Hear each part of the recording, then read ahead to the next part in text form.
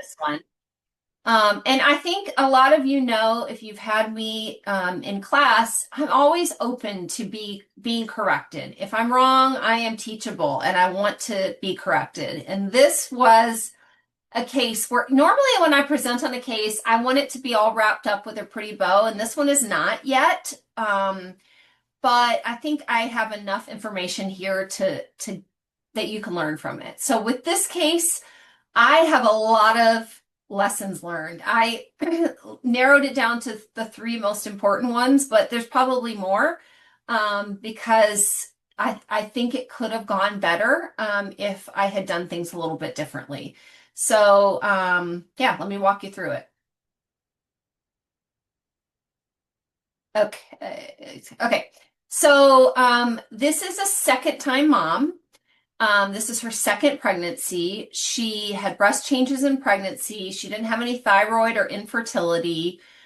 She nursed her first baby for 15 months, and I helped her with that one. And now she's 3, and she's going to return to work in 13 weeks. So she called or texted me on April 14th and told me, I'm pregnant with twins. I'm planning to breastfeed. Any tips that you want to give me ahead of time? Before I deliver. And I was like, are you thinking you want a prenatal visit or would you like me just to send my prenatal guide? So she's like, the guide is fine. So I sent her my prenatal guide, which if you don't have it, I'll put it in the chat for you. But basically it talks about antenatal hand expression. It talks about what to expect on day 1, day 2, day 3, and troubleshooting, just to kind of help get people off to a good start.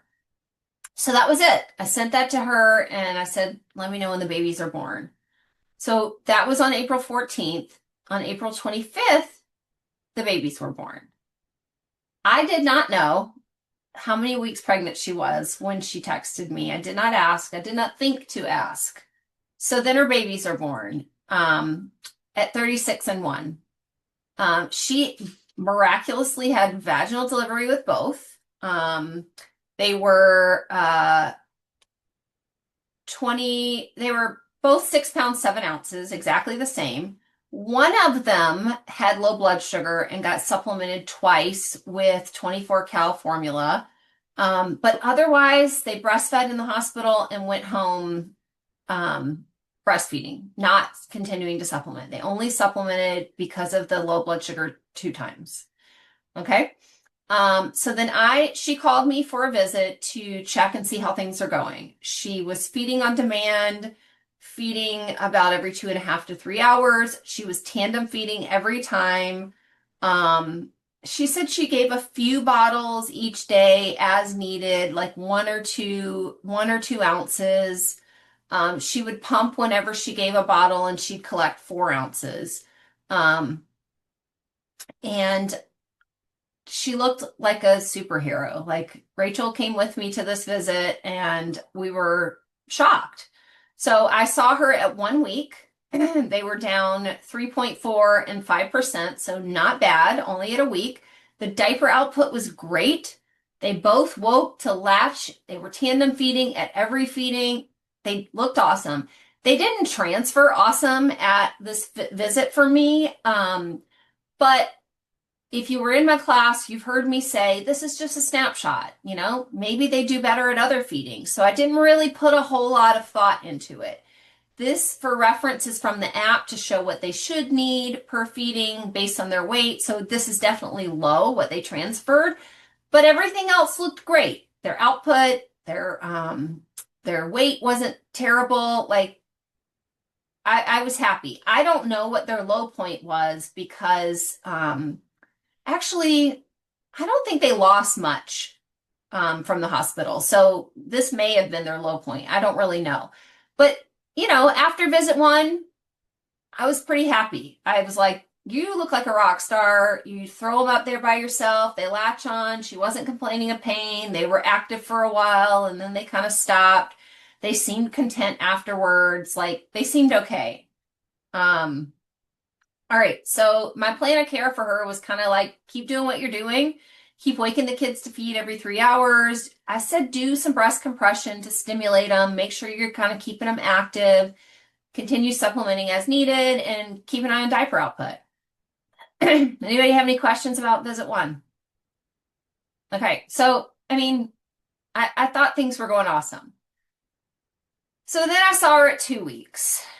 Baby A had gotten back to birth weight, just a little bit over birth weight, but baby B was still down. So let's go back. Um, Hold on. So baby B was at -5%. So she gained a little bit here, but she was still down. Um, she was basically doing the same thing. They still didn't transfer a whole lot of milk at the breast. Um, so then I said, I want you to add some pumping after each feeding just so that we can work on your supply. She had probably 4 different pumps. I don't know. She had such an assortment of pumps, but only one kit for every pump. So like each time she would use a different pump because something was dirty all the time. And I said, let's supplement with whatever milk you collect after each feeding just to see if that will help. And I think she went to the pediatrician the next day. So, hold on.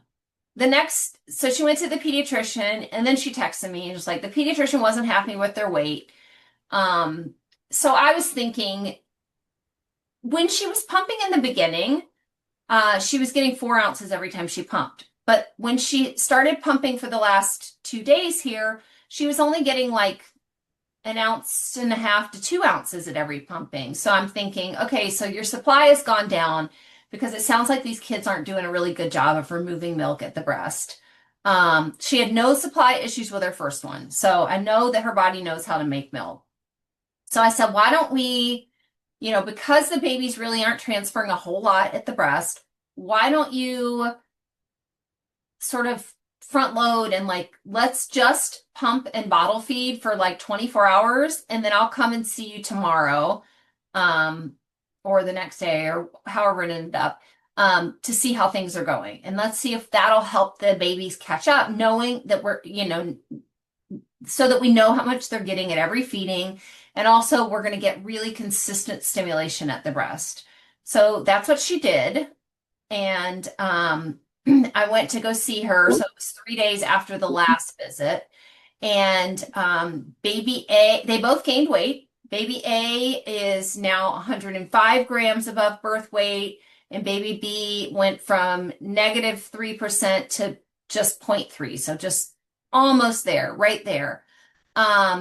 We did a weighted feed and they kind of did the same thing again. She really insists on doing tandem feeding every time, which I think it's awesome, especially if you're triple feeding to tandem feed because you're saving time. But what we were seeing at the visit, and Rachel, feel free to chime in if you want. What we're seeing at the visit is like she'll get one on and the kid goes to town, and then she gets the other one on, and then the first one lets go. And then she gets that one back on, and then the second one kind of lets go. And she's like, having to kind of adjust. With the breast compression, she's kind of like dancing all over instead of just kind of compressing and holding. And I don't think it was super effective. So, yeah, I think 2 things are happening here. One, the supply is low. So I don't know what came first. Maybe the babies were taking more initially, and then and that's why they look so great in the beginning. And then they got, I don't know. I really don't know what came first. But at this point, her supply is low. So babies aren't taking much at the breast. I think they're kind of weak also because they're only 36 and 1 at birth. And because they weren't nursing awesome and she wasn't really pumping consistently, the supply is really tanked. So we need to bring the supply back up. And we also want to ensure that babies are getting enough milk. So now we're just doing real triple feeding, waking to feed at least every 3 hours, doing compression, stimulation, pumping after every feeding, and supplementing at least 1.5, but up to 2 ounces per feed. Now, I want to talk about her pumps for a minute. The main pump she had was a Medela pump and style that she had with her first one, who's 3. Um, she also had what's the black one called? Zomi? Is that Zomi? The one that's shaped like this? It looks like a Apple remote. Yeah.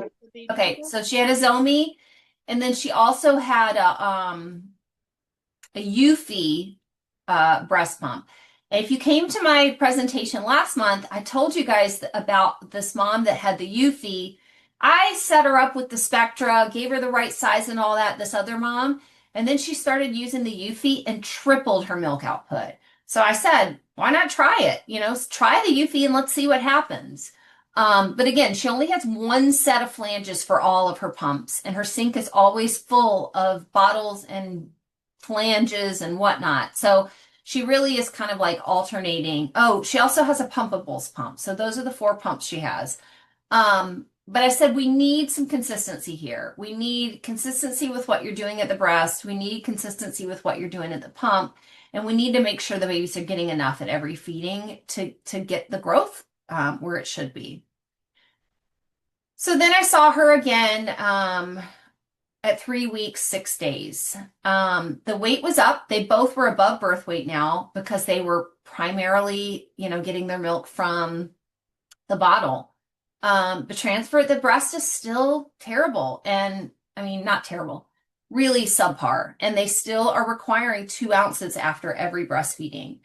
Um, when I saw her at this visit, her supply was much better. She was collecting about 5 ounce, 4.5 to 5 ounces at every feeding. So the supply has come up. But now it's a baby issue. The babies are just not doing awesome at the breast. But she still really wants to tandem feed them. And I get it. She's got a 3-year-old and she's got twins. Um, so after the plan of care is kind of the same thing. Let's keep focusing on this.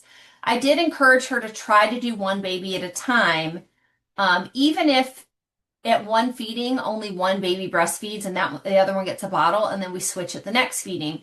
Because I think the kids need more one-on-one focus at the breast to make sure they're latched well, to make sure they're active, to make sure they're transferring well. And she needs to do that breast compression to really facilitate milk transfer effectively. So I sent her videos on how to do that. So here are my lessons learned. First and foremost, I needed to verify her gestational age and put two and two together that twins are likely to come early and give her some anticipatory guidance around early babies because I totally missed that part. So I think that if I had done that, I probably would have done some insurance pumping in the beginning, because we know that late preterm kids can't be trusted. So that's my number two. Just because they looked awesome when I saw them at 1 week. I mean, I did do a visit a week later, but maybe I should have done a visit 2 days later to evaluate milk transfer again, make sure they were really hungry and kind of see how things are going. And maybe even have started some insurance pumping then, because these kids they're not doing their part, and they're still struggling to remove milk from the breast, even though there's milk there now. We know there is. Early on week 2, maybe there wasn't a lot available, but now at almost week 4, there's definitely milk there, and they're still not transferring awesome. And then my third major lesson learned is to really look at each kid individually. Every time I've seen them, she's got both kids on at the same time. And it's a little bit of okay, here, Rachel, you weigh this one. Okay, let me grab that one. Okay, let's supplement this one. And I think I needed to dig in and really assess the whole thing for one kid at a time. Um, and have mom focus on one kid per visit or one kid at a time during the visit so that we could really assess what was going on here. I think, yeah, I mean, that's where I am. So, I mean, there's a lot of other lessons learned, but if you've worked with twins, share your thoughts. What questions or thoughts do you have? Megan, I know you have thoughts about late preterm kids, but yeah, what are you guys' thoughts on this? Naomi? Well, I love the point three conclusion about working individually. Mhm. On my last day at the breastfeeding center, so for those who don't know me, hi, I'm Naomi. I was in Margaret's last class. Mhm. I just finished my in-person internship at the breastfeeding center in DC, which has like multiple lactation consultants. So I got the great experience to shadow several different ones.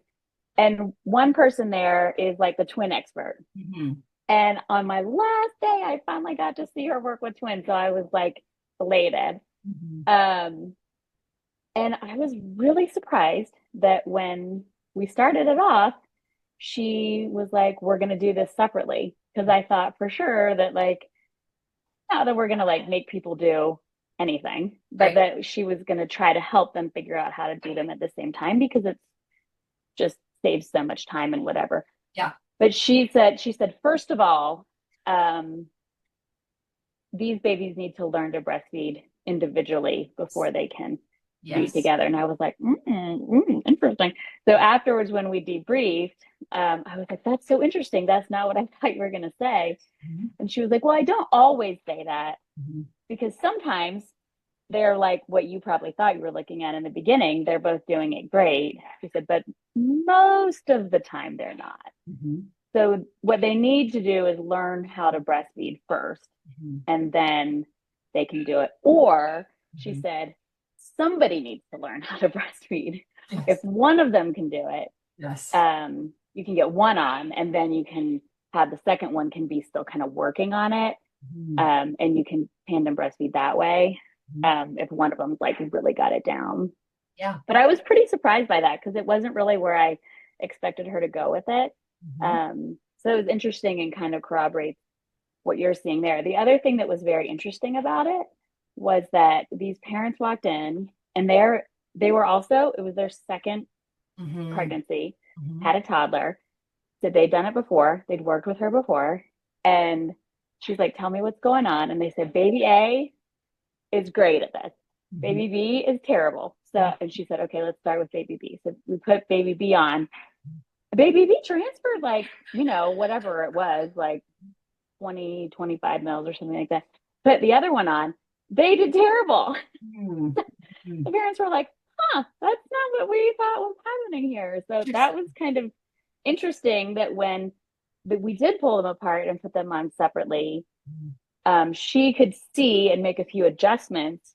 And it was just some, I can't remember anymore, it was some little small adjustments she needed to make Mhm. with the latch on the first one. Mhm. And the second one was not doing as well as they thought that she was. Yeah. Awesome. Anyway, it's Yeah. very That's interesting. that's Very very interesting. interesting. Thank you for sharing that. The other thing that unfortunately this is a detriment is that she is an experienced mom. She nursed for 15 months. So she's used to throwing a kid up there and they just do it. So she just throws them up there and expects them to do it. And like they forget how much help these babies need. I just left a visit today with a mom who nursed her first one for 2 years. And she's like, I don't know why I'm having sore nipples. It's because you have to do, this just because you did it before doesn't mean this baby knows how. We have to like do the work of getting that latch on really, really good. Megan. You have to go without my presence. Sorry, the way I'm one speaker. So I will just tell you, this couldn't have come at a better time. I missed a little first part, the first visit on the slide, but I've talked about twins a lot the last 2 days because both days in the hospital, I've had 5 million late preterm twins, Oh yeah. and I have decided that I am being honest with myself. I hate them. And I just I don't enjoy it, and it's probably the hospital setting that I don't enjoy it, Yeah. because there's blood sugar checks and all the Yes. things, and you add all the stuff into it. But the reality is I love late preterms or small babies, and they're my favorite. Yeah. But Well, when there's with two of them, it's a lot. yes, it's too hard. It's hard. And so Yeah. I'll be honest, I've said it out loud to myself. I have secretly said that when you have a C-section at 5:30 on Friday and it's late preterm twins, I'm not mad if you say you want to formula feed your babies. Because I'm the daunting task. It's the education. It's not just regular baby education. Then Right. it's small baby, early baby education, and it's breastfeeding Yeah. challenge education. Oh, and then by the way, we have blood sugar management, and I need you to do all the things. Oh, times two. And we're Yes. probably going to be triple feeding by tomorrow if the NNP Yes. doesn't already order supplementing, by the end of tonight or whatever. Yes. So the reality is I'm really glad that I heard this, because even that approach of one at a time, I haven't really heard that before, and that was awesome to hear that. Mhm. But I think that having an honest conversation about the challenges of one baby that's a late preterm, and then now you have two. Yeah. And Absolutely. where's your threshold, Mom? Yeah. What do Absolutely. we really have in us, or what are we really looking at? Because the reality is we make triple feeding plans for late preterm or small for gestation babies, and we say, well, we'll recap in 3 days, and we all know that that baby is not going to breastfeed independently in 3 days. No. We're Right. hoping Right. to God that her milk is transitioned, that she can pump and provide to the Yeah. baby and do all the things. But they want to breastfeed at the breast, and the Yes. reality is we're not being honest that this may take several weeks. Yeah. And Absolutely. and that's something that I've struggled with lately, because I had a mom today, SGA, that specifically told me I somehow got started on a triple feeding plan immediately after birth, and I had a really negative experience. Mm. I'm okay with if I have to formula feed this time, but I would like to breastfeed. And she Mhm. has an SGA baby that's now under the warmer Oh already, and boy. it's like like it's just a tough. I can't blame her. And Right. I'm not starting her on a triple feeding plan when she right about tells me I don't want to do it. Don't And blame second of you. all, let's give this baby a chance to maybe even just regulate for the first 24 hours, Yeah. and then we'll cross that bridge. Is she So open to pumping just to protect her supply? I think so, but I got there and we were just trying to get first latch, and she was really, really sleepy. Mm. And like she's crashing after a delivery. And so she was struggling, in general. I just hand expressed her to get drops in the baby so we could manage the blood sugar. Yeah. And so those are the pieces that I was focusing on. But I realized that like these types of visits, like especially in a home, hearing that makes me feel more encouraged. Like that maybe I can approach it in a different way, Yeah. and that I go that. But I have started to have this conversation, and I think we've talked about it a lot, but my framing of Mhm. what I say to small and early baby parents is Mhm. let's talk, and I'm not talking about just specifically SGA or late preterm. Right. I tell them that there's the medical standards of full term, which is 37 weeks, Mhm. and there's and then the late preterm, and then there's small for gestation age, and then average. But 11% to 84, 89% is a big range. Somebody's got to Yes. be 11, and with weight loss, they'd probably be technically in the SGA range. Right. So I talk about the breastfeeding small and the breastfeeding early. And Mhm. let's talk about the reality, and that if they do have the challenges, it's not because you're breast milk, it's because this is an early or a small baby. Yes, absolutely. Absolutely love that, Megan. Thank you. Yeah. Rachel. To your point about the experienced mom being a detriment, Yeah. I remember, we walked out of there and you were like, that is not how they normally go. Like, Yeah. she's because she had us fooled. I mean, Oh, yeah. she was so chill Mhm. and so calm. And I'm like, you have twins and a toddler. I would be unokay, and Yeah, like, right. Right. um, but what was interesting to me is, I later went with you to the first time oversupply mom. And like, I just think it's a really interesting contrast between like the high self-efficacy and like Mhm. the low anxiety having a negative effect. And then the really high anxiety obsession with how much milk they're getting mom. Like it was just such an interesting contrast to me to see how the chillness Mhm. actually like works like that. Like because I feel like the majority of the moms we'll see will not be chill. Right. Um, Exactly. and it was just she just did not have a. I'm not saying she didn't have a care in the world, but she was like the highest of self-efficacy, Yes. but like actually no reason. Like she wasn't. She I was don't know if it was just trusting these late pretermers yeah yeah appearing well, but really aren't doing. yeah, and it was just a really interesting contrast to me. Yeah, so I think, what I need to teach and what I need to practice moving forward with a late pretermer is, teach what is normal, but teach to be on guard for always because at any point it could slip. you know, these are the things that we're looking for, and we monitor it a lot more closely than we would just a normal full-term kid. Tracy. Hi. Yeah, I working overnight in the hospital again. Um, Thanks for had staying awake. several um late preterm twins and on the Memorial Day weekend. I don't know how some of these women were doing it. I was struggling. I was like in the back of my head, we've got donor milk, we've got formula. What is your plan? Where are you mentally? Do you need sleep? Mhm. This is what we're expecting from a full-term healthy baby. This is what we're expecting from your baby. This is what we're expecting from this one because this one's bigger than that one. It's one went to the NICU for the first 6 hours of life and then came and was reunited with mom. And it was just like, yeah, it's like, wait a second. We're just Yeah. gonna take one baby at a time. And that's something that I learned again. Mhm.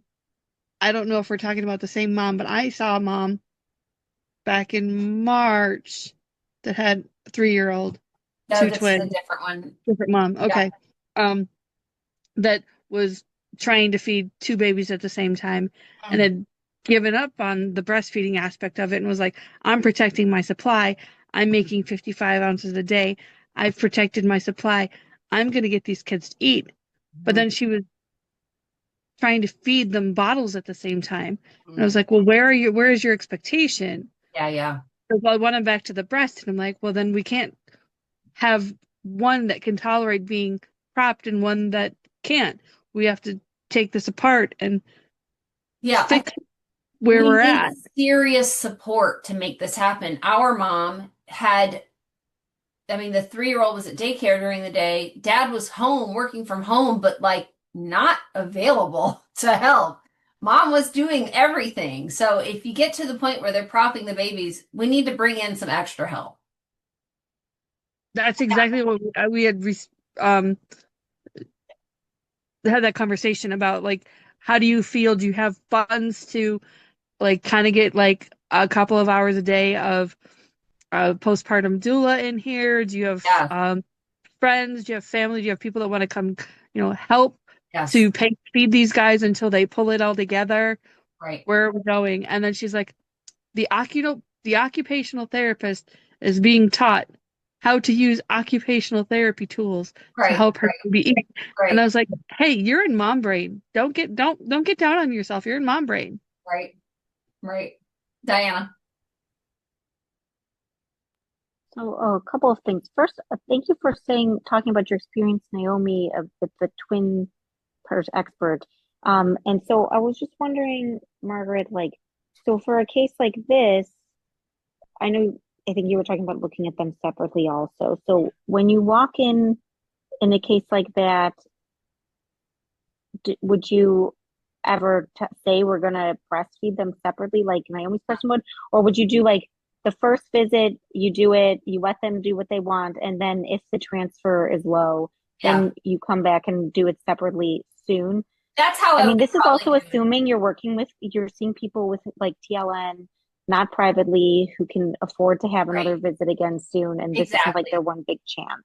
Yeah, exactly. I mean, So how usually do you handle those differently too? with every visit, I have my hands in my pocket and I say, I want to watch what you're doing first, and then I will make suggestions. So I would definitely say, show me how you're doing it first. Because if I come in there and say, this is how we're going to do it, I'm not getting any kind of gauge for what could have been happening. So yeah, I probably would have done the second visit. Uh, let's do it a different way. I should have done that. And I did not. So, yeah, that's what I would do. I mean, for me, the way all of my visits, especially if they're limited to the number of visits that they can see, I'm usually flexible and I'm like, let me find a way to help see you anyway because you continue to need help. So let me figure that out, whether that's a sliding scale, whether that's if I see you for free for a visit or two. I definitely do that because I'm not going to leave people hanging if they're not doing well. Thank you. Yeah. Yeah, I guess not. just not everybody's going to be in a position where they can do that. But I love how you're so Yeah, generous with I your know. time. I know. And you've got to So find your village of those that will do your sliding scales and help Yes, you out in that exactly. aspect. Exactly. I need to add that to my list of things when I say build your community is find people that will work with people that, if it's not possible for your practice to see people on a sliding scale or even for free, figure out who will in your community so you can refer them to them. hmm thank you. Yeah. And then, okay, I was thinking about like with the having all the different pumps. And so she was complying with the pump schedule that you were giving her. She was, but she was using something different every time. Yeah, because like, and did you ask her to make any adjustments with that? Or because it's like I would really like to be able to tell people that they could use the fridge hack, and I know how you feel about I, that. I don't not like And like where I work, I was doing my internship at UCSF. it. The pediatrician, which is like that's a very like a hospital with a very good reputation, Mhm. and the pediatricians, like that whole team, is okay with the fridge hack, so they tell everybody to use that they can use the fridge hack, and like it's just so nice to be able to have that seal of approval on it. For me, when I was triple feeding, that was like the difference between sanity and insanity. And it's like the pumping, like in the pumping course with Allison Tolman, I think they talk about you being like, your body gets conditioned to a certain pump. So switching all the Yes. time isn't a good Yes, I thing. agree. So I really hate that I we can't agree. I advise, agree. and I'm more risk averse. So I don't want to like get sued if I don't like know tell somebody they why can use we that. never discussed the fridge hack. I did talk to her about if she liked baby Buddha. That's what it was, the black one. If she liked the baby Buddha the best, I could give her Spectra parts because they would work with that. Because they're similar, I think. And then she could have a separate set, but she's like, well, let me play around with it and decide what I want to use because the baby Buddha was new to her, the Eufy was new to her, and the other two she had from before. So she was still learning the settings for these other ones also. So I agree with you. We need to come up with a plan to have some consistency there. Also, with some of the pumps, she pumped 15 minutes. With some of the pumps, she was pumping up to 30 minutes. Like there, it was all over the place.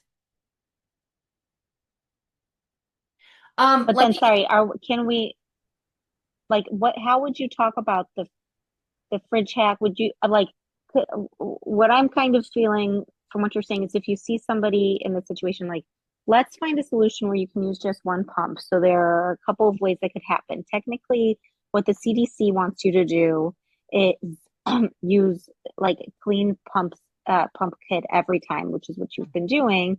But I think it's important to be using the same pump every time. So you could get more pump kits and you could get like cheaper ones online and put them in the dishwasher so you have more. Or this fridge hack thing exists. The CDC doesn't recommend it.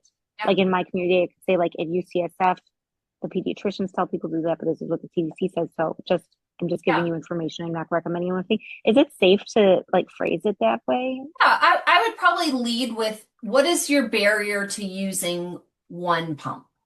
Mm-hmm. If it is the supplies, then yeah, I can talk about, well, these are ways that you can overcome that. You can either buy more parts or you could try the fridge hack if you wanted. If the barrier was I'm trying to learn, figure out which one is the best, I would say, let me try to find some settings online for you to see if you can just sort of skip the curve and try this and see how it works because there's lots of people out there that talk about different ways to use different pumps.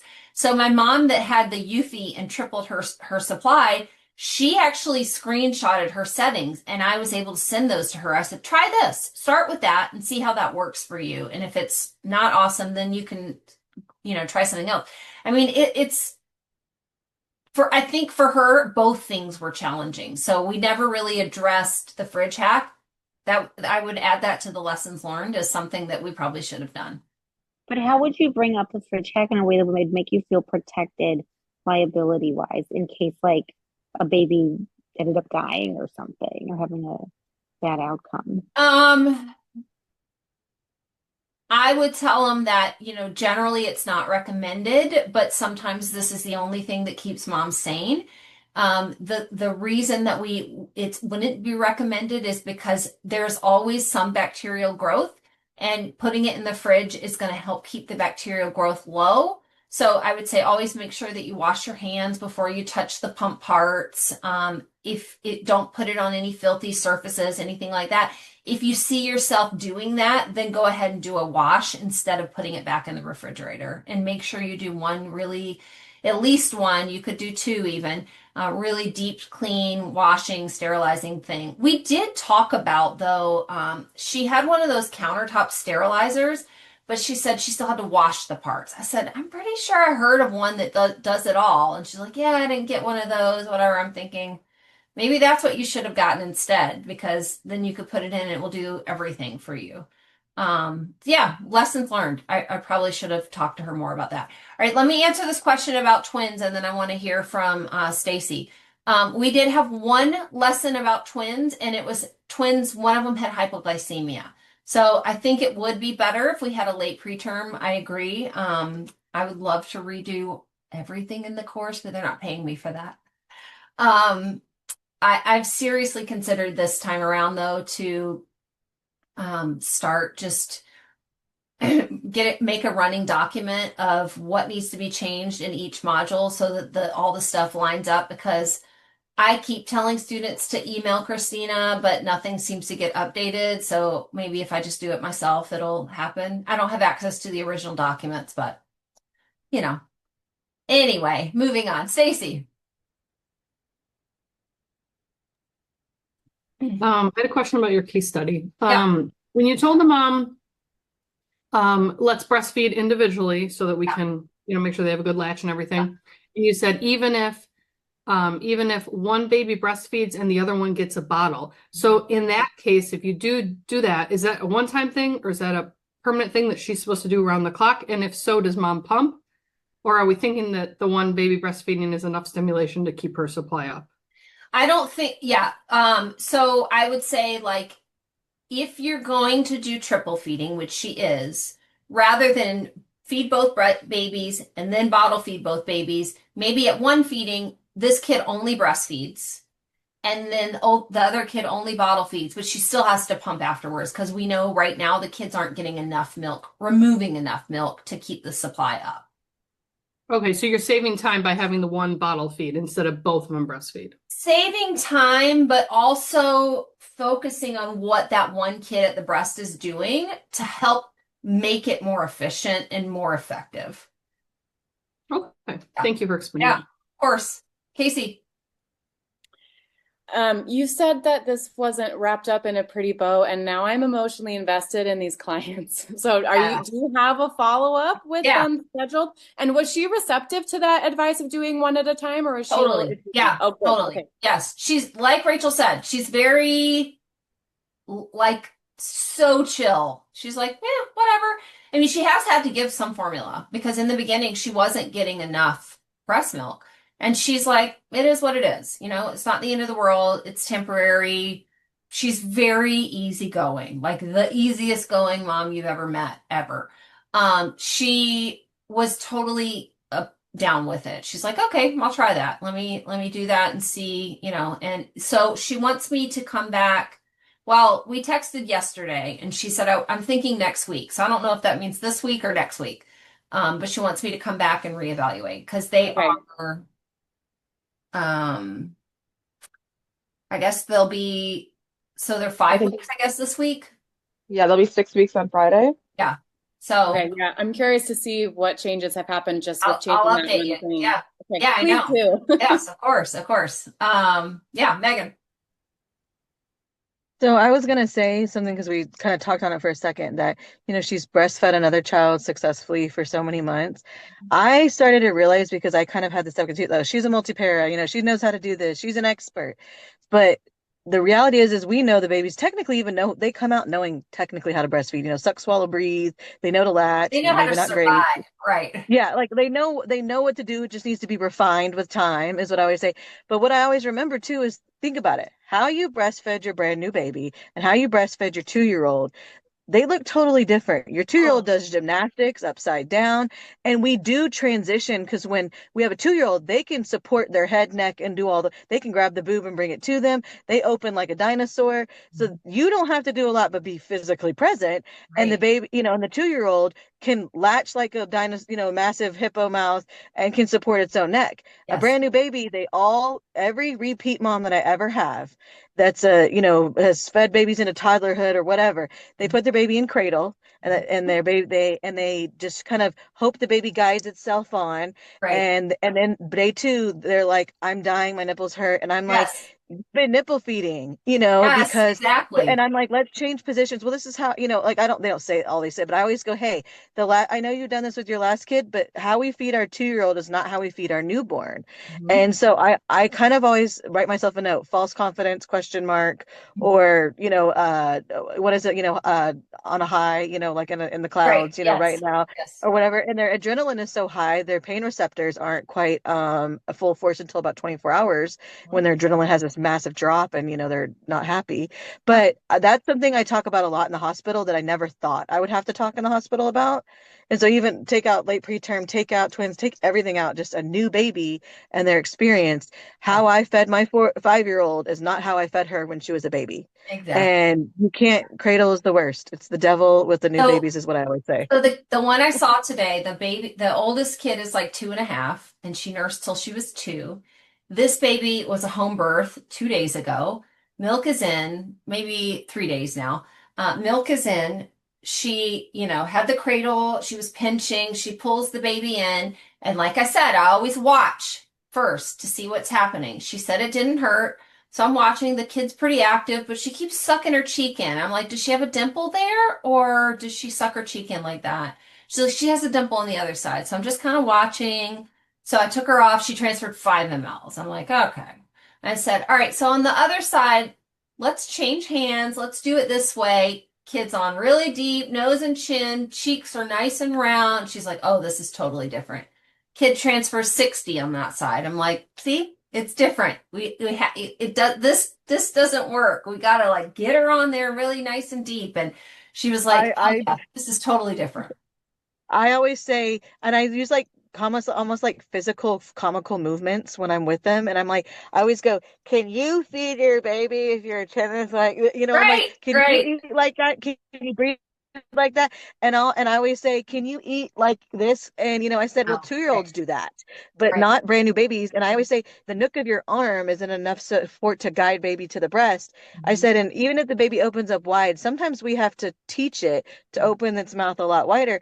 And if you're just shoving with your elbow, your inner elbow, the baby doesn't have enough support, and then your breast isn't going to form itself into the baby's, mouth. And so I talk about that a lot. And that just, when we said that earlier, I wanted to mention that you don't breastfeed a 2-year-old the same way you do a brand new No, baby. not even a 6 month old. I mean, those kids No, are no, and totally that's different. well, and you know what I always say? I go, every breastfeeding picture you've ever seen, the mom has the baby like this in cradle, and they all laugh and they go, yeah, yeah, yeah. And I said, that baby's 6 months old in that picture. Right, It can hold its exactly. neck up, and it Right. doesn't need, and it can open its mouth like a hippo. I'm like, It your baby knows can't when the do that nipple yet. gets here, you open and stay open. Yes.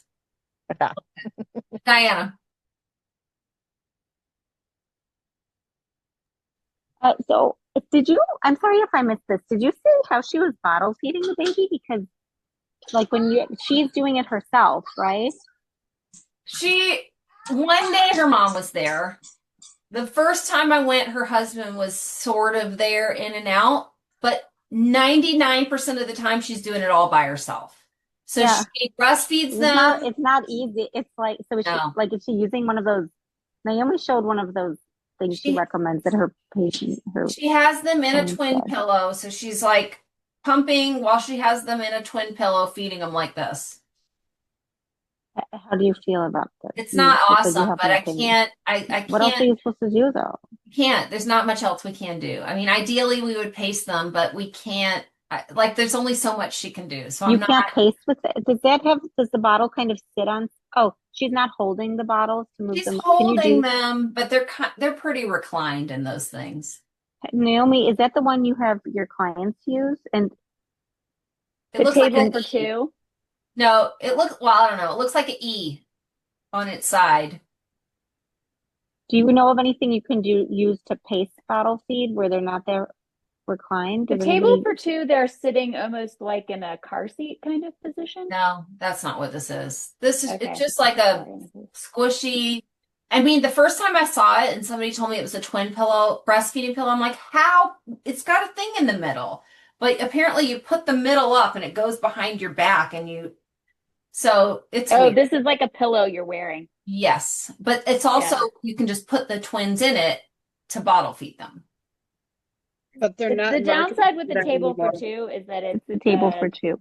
Oh, that's table for interesting. two is yeah, you're not wearing it. So like if she were pumping and doing that, like She you could doesn't do that. hold them when You're gonna be a little more separated, you know what I mean? But you could do it. The table for two, what I like about it is there's also like spot for your elbows to rest if you're holding the bottles like this. So Interesting. your arms aren't just like hanging in the air. Mhm. And it's reasonably okay for paced bottle feeding. They're not totally laying down. They're not totally upright. They're probably more like this, Yeah. I would say. Yeah, these kids are definitely not paced, but that was a battle that I didn't feel like was worth going for because she's already doing everything else. So they're still getting only about 2 ounces. So it's not like they're getting huge volumes. They definitely didn't inhale it super fast either. And then if they can't be paced, do you ever recommend like the slowest nipple possible, like even slower than they Yeah, know? I would always do that. Recommend the slowest. And I think she was using a Dr. Brown's Preemie or Zero or whatever the lowest one is. But I'll update you guys after my next visit and let you know. I do want to, because Rachel brought it up, I want to tell you guys about this other visit that we did, the oversupply case. The mom reached out to me because she said she was having her baby chokes and sputters a lot at the breast. That wasn't what she said she was calling me for. Well, she wanted some help with that, but her kid had a frenotomy, a lip and tongue tie release a couple days before the visit. So I go to the visit and you know me, I'm looking for artifacts everywhere. What do you think I see on the kitchen island? What is my nemesis? The Haka. The Haka sitting right there on the two of them sitting right there on the kitchen island. So I don't remember how old. I think he was 7 weeks old. So I just do my history, ask all my questions. What is the primary concern? She's like, well, I have a lot of the baby coughs a lot. I'm really full all the time. I said, are you using the Haka? Yes. She said she went to an outpatient clinic at one of the hospitals and the baby transferred a ton of milk and they told her he looked great. I think they told her it was okay to use the Haka to get the milk out because of the letdown or something like that. I don't know. I don't remember exactly. But anyway, but then I was like, I don't understand where the tongue tie came from. And then she's like, well, I got another lactation visit through Aeroflow. And Aeroflow is like a DME. And they give out pumps, but they now started doing this thing where they have a lactation consultant will do a telehealth visit with you, and then they'll bill insurance for a lactation visit. And who knows if this was an IBCLC or not. But they told her that the baby was probably choking and sputtering, even though his weight was awesome and his milk transfer was awesome, because he's probably tongue-tied. So is that right? Am I remembering it right, Rachel? Yeah, I mean, Okay. it was. I think we were both struck. She said at 6 days old or something, she went to the outpatient clinic and he transferred 3 ounces in Yes. 6 minutes. Yes. And Yeah. we were like, and Sounds awesome. like, Yeah. Sounds awesome. it was the whole thing was an interesting case of like logic. Like she knew everything was fine and then still kept searching for other answers in the wrong places. Yes. So this telehealth person told her that their baby's tongue-tied. So she went to a pediatric dentist and got it all cut and wanted to know why the baby was still choking and sputtering. Yeah. So we talked about why the Haka's bad and why it is going to contribute to that. So she eliminated the Haka and it reduced their supply. But then she texted me and said, he's still choking and sputtering a little bit. And I said, well, you had a massive supply. So maybe we need to do a little bit of block feeding now to downregulate a little bit. And that solved it. But her baby got cut for somebody didn't even put their hands in his mouth and told her that that was, oh my gosh, it just. And the kicker is that she, as we were leaving, she's like, "Oh, I'm an SLP." Yes, I And we were like, know. I know. Oh my gosh. And we were like, oh my gosh, that poor baby, that poor baby. Yeah. And you and know, he was 11 something pounds at 6 weeks. He was a big this chunky, big kid, she yeah. was traumatized by the, aftercare from all that. And the baby was traumatized by it. Fortunately, he looked great. So it really is just a matter of like, quit with the Haka, quit with the Haka. And it's so frustrating to me. I mean, I get why they're saying why people call it a passive tool. It's passive because there's no motor doing this, but there's still vacuum being generated. It's still actively removing milk. So it's not passive. But yeah, it caused a lot of harm, physically and emotionally and yeah, and she did not, her insurance wouldn't pay for a visit, so she paid out of pocket for us to come.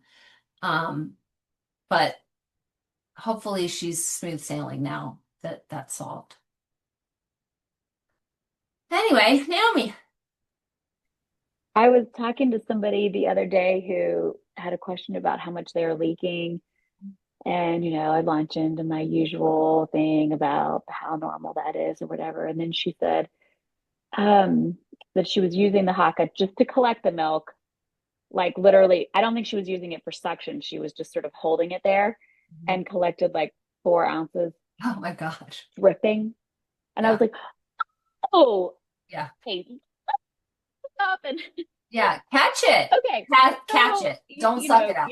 yeah. So she was like really leaking a lot.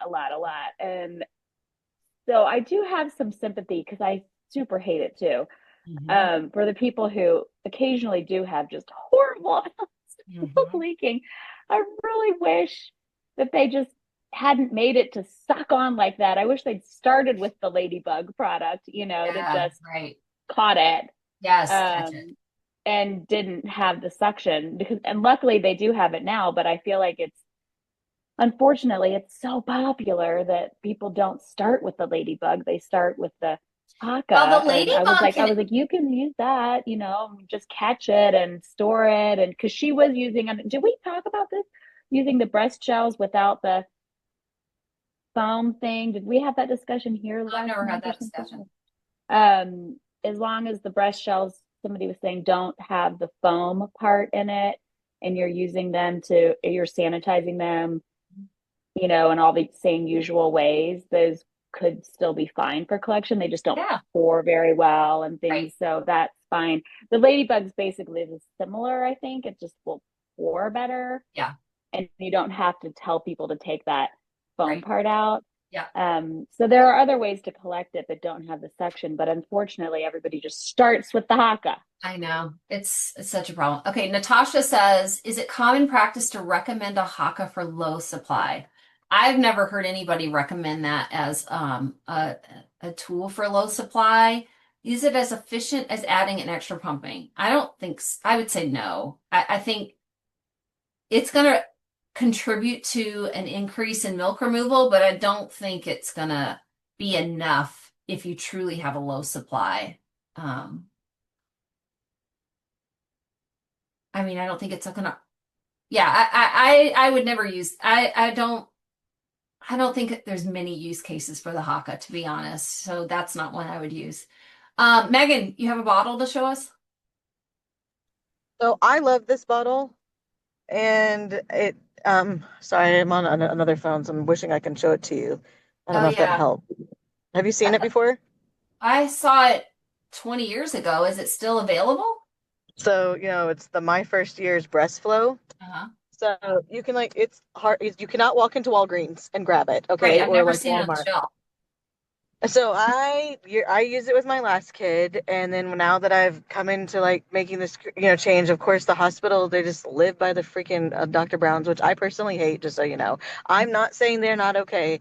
I hate all the parts, which is going to sound like an oxymoron when I say or sound contradictory about this bottle, because with that bottle there is like that inner nipple area, and you have to figure out you have to line them up or it'll leak, and so it's annoying. But once you figure it out, it takes about a week of, trying, you pretty much have it after that.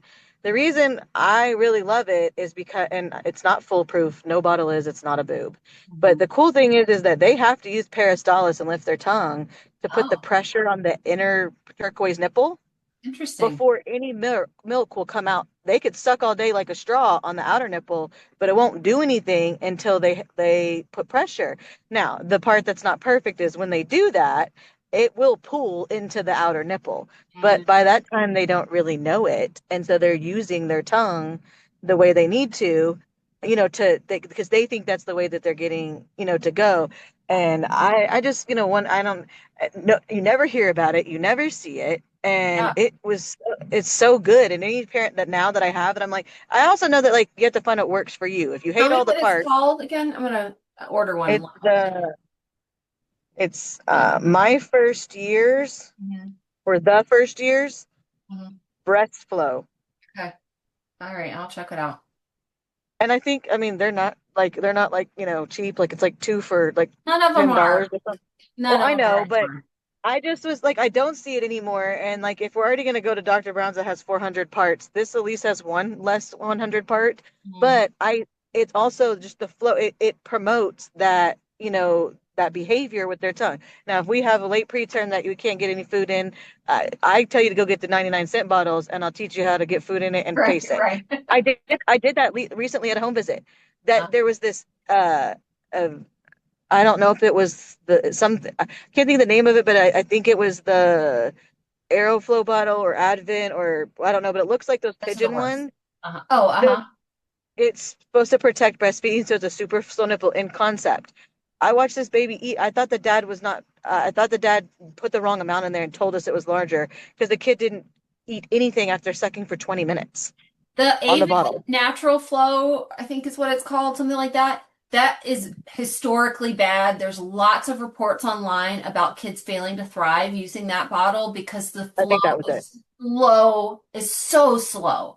Look it up. You'll see it's a bad And thing. I I tell parents stay Yeah, away and from it. I literally, because I told him, I said, we need to get food in your baby or we're not gonna be able to breastfeed anyways. I said, I want you to go to Walgreens. I want you to get the 3 for $1 pack or whatever, those Yes, horrible Gerber one, whatever. I don't care. ever. Just I to get said, and that. I'll teach you how to pace feed, Yes, but I need food in your baby.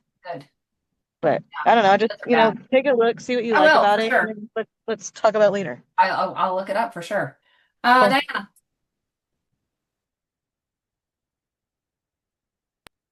About what you guys were saying about the Haka for low supply. Yeah. So, okay, I get that you wouldn't use it for somebody who has secondary low supply and they just need to like maybe do some triple feeding or something for a short period and then they're going to fix that problem. But if it's somebody, let's say it's somebody who triple, maybe you've already going back to your podcast, your most recent podcast about triple feeding, uh, you've done the triple feeding experiment. It's not going to work for this person. You think that they have something else going on. And it's maybe a primary low supply thing. Yeah. Then, and so they don't want to waste time pumping. Um, but is it helpful in a case like that to just put the haka on? Or I hate that I shape think also. I think it's so much better if you're going to use something like that to use one like the Boon or something that's not that shape, but that's the worst shape. But to yeah, put something like that on and hold nothing. there's another one that's shaped like a shell. So it kind of sits in your bra more like the ladybug, but it generates suction like the Haka. I can't think of what it's called. Well, the Boone does that. That's what that doula Okay. client I had who's LC like encouraged her to create an oversupply was using. She's like, Oh, right. I have everybody get one of these and start using them right away. So I think that if we, using a wearable or putting a pump on is not ideal for this person, I think a Haka is great. If that is the only thing that they want to use to help generate a little bit of extra milk removal at the breast, yes, absolutely. Doesn't require electricity. It's easy to wash. It's only one part. You could put it on. It's not going to generate as much milk as an electric pump would, but I think it's a good choice for something like that for sure. Okay. Thank you. And I realized I've never written about primary versus secondary, so I wrote it down. It's going to be on my list of things to write about. So we'll have to do that.